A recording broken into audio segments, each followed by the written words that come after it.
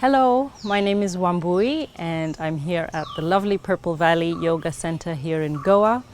And today I'm very excited to share with you some tips I've been using in my beginners classes about learning to stand on your head.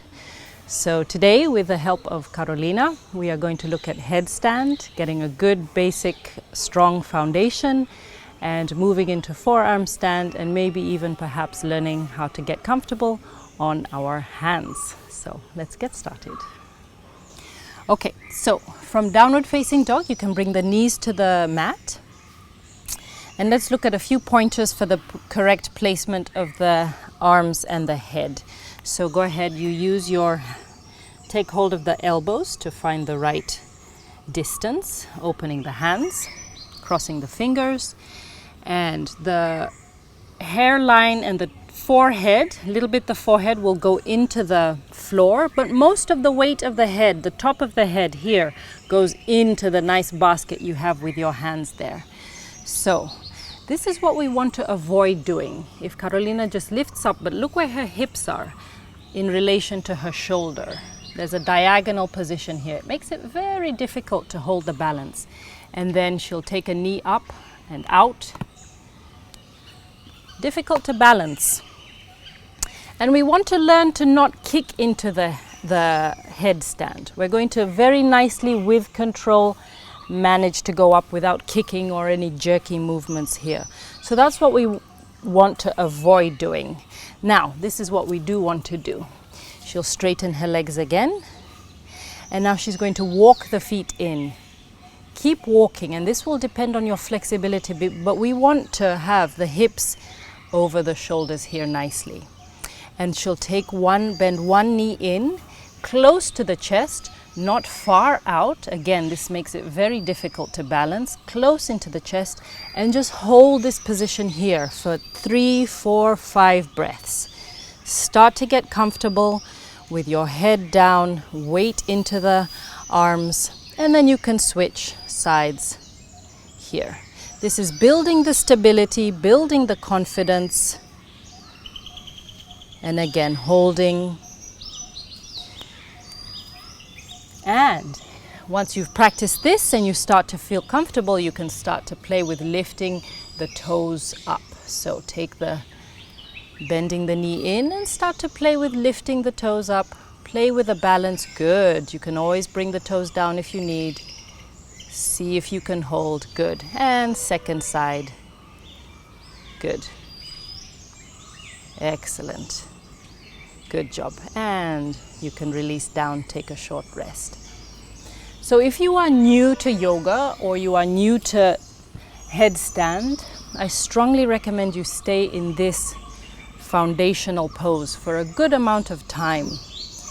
And once you feel confident here, coming into the headstand with the straight legs becomes very straightforward. So Carolina can now demonstrate the next progression.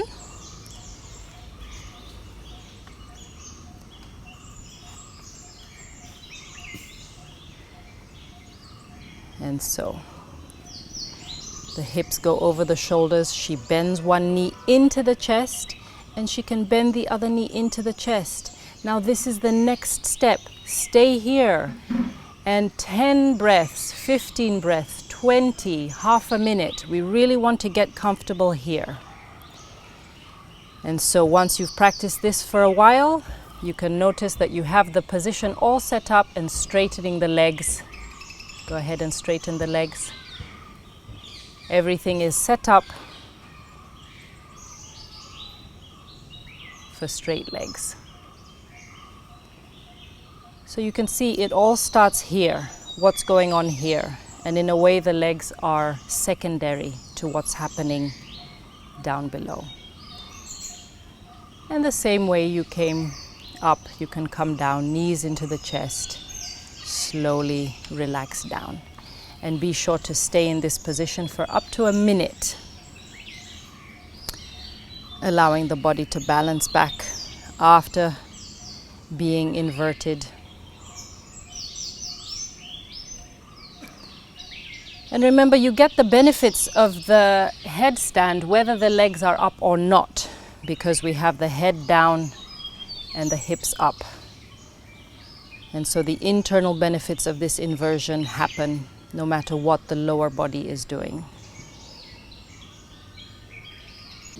And the next progression into our beginner's inversions, we'll be looking at some principles in forearm balance. So starting from downward facing dog, you can come down to the knees. And now come placing the elbows down. Everything is parallel. And now we try to think of 2 railroad tracks. So we're going to try to keep things as straight as possible. No veering out with the elbows, no strange things going on. Thinking of the health of our shoulders and elbows and the wrists here. So again, like we did, the same principles apply in the forearm as the headstand. So let's look at what not to do when you are first learning. Straightening the legs and staying here. Okay, now try to lift one leg up. Difficult, hard to find the balance, hard to find the stability when the hips are not in line with the shoulders. So this is what not to do. Now let's look at what to do. So Carolina will now walk the feet in closer to her and notice how nicely aligned her hips are with her shoulders. And now this is a very good place to build the strength, building the stability also for your headstand. So we're going to stay here for about 10 breaths here, 15 breaths, building the balance. And here she has a good alignment here, not dumping into the floor. You're pushing the floor away from you, keeping the stability and the strength here.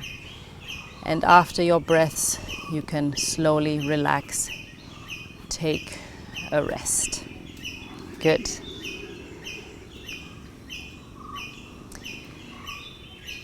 And after your little break, we'll start to work with taking a leg up at a time. So finding the good alignment for the upper body, taking the legs straight, taking the hips over the shoulders, and now take one leg up, keep the toes there. Again, let's now build, let's take it up a notch, building a bit more strength.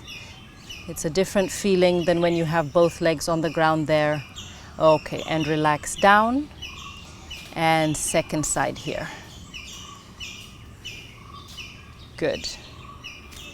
And we can relax here. Good. So now we'll work with playing the balance a bit, and I will be Carolina's spot here. You can always use a wall as well if you're working on your own. Or if you have a friend to spot you, just to make sure you don't tumble out. So she's going to begin to lift the toes and holding. Good. You can hold that L shape. And if you can bring the legs together. But even holding this L position is a fantastic way to build that stability and that strength that you need. Good. Great. And come down. Good. Good. And second side. And remember, you don't have to hold it for too long, but even just getting the sensation of finding that balance and hitting it for a moment or two is very beneficial and helpful. So here we are. Good. Starting to play, lifting the toes. Good. You can take these hops as Carolina is showing. Good. Excellent. And come down.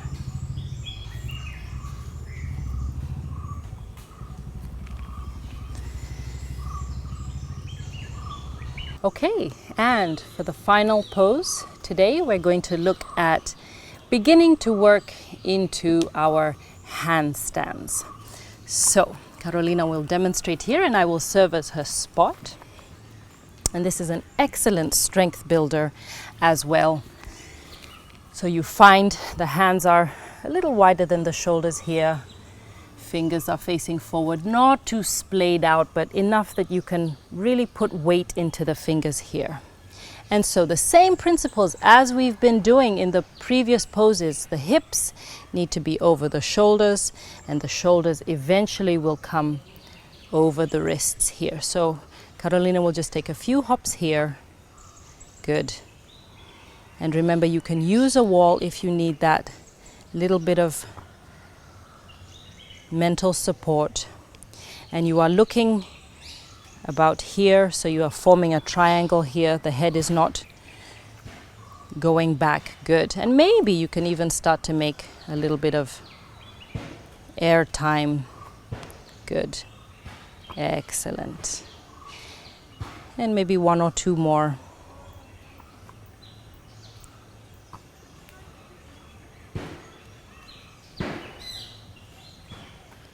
Okay, very good. And come to take rest.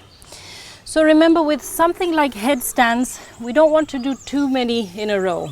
Excuse me, something with handstands, we don't want to tire ourselves out. So, maybe do just a few times. Don't get too exhausted. Don't lose the form, especially in the hands and the wrists. We want to keep the arms nice and straight and active rather than getting fatigued, losing the form. So thank you so much for watching. We hope that you found that useful and beneficial, and you can start to learn how to go upside down with some confidence and some enthusiasm, and always staying safe. As always, please seek the guidance of an experienced and competent teacher in Ashtanga Yoga in order to get the full benefits of the practice. Thank you so much, Carolina. And thank you, Purple Valley. Thank you, Petri. It's been a wonderful time here, and we look forward to coming back again next year. See you then.